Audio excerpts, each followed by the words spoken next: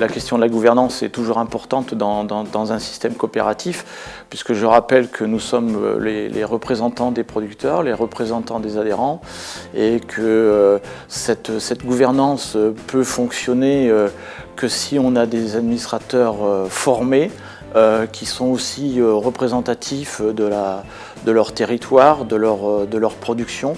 Le conseil d'administration fonctionne aussi dans le cadre d'une transparence assez forte au sein de Terralacta. Le pendant de cette transparence, c'est aussi la confidentialité dans les différents sujets qu'on peut aborder. Ça permet derrière de prendre les bonnes décisions au bon moment. Je pense qu'avoir une démarche structurée dans le cadre de la coopération agricole et de la coopération laitière est quelque chose qui va nous permettre de nous améliorer et d'être plus performants.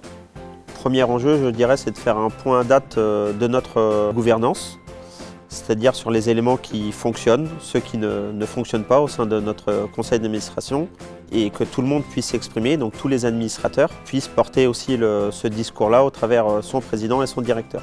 Juste pour information, moi au sein du conseil d'administration, ça fait bientôt 6 ans que j'ai été élu au sein de la coopérative et nouvellement élu en tant que membre du bureau depuis l'an dernier.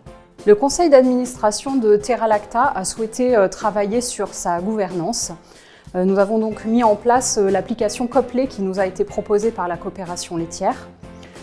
Pour cela, j'ai eu la chance de travailler en binôme avec l'un des membres du conseil d'administration, qui est Florian Touzeau. Et nous avons préparé 3 conseils d'administration.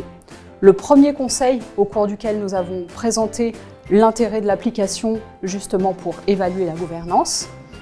On a pu utiliser cette application-là très simplement et très facilement.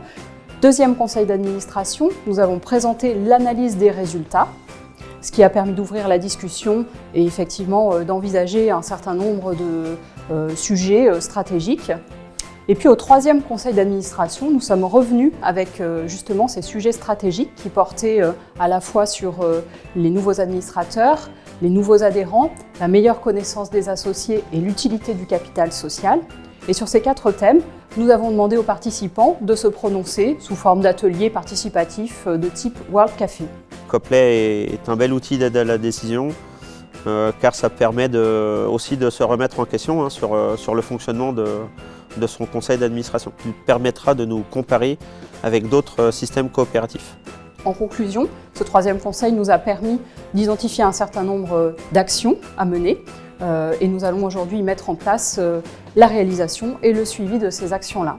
Le tout dans le but d'améliorer la gouvernance de Terralacta.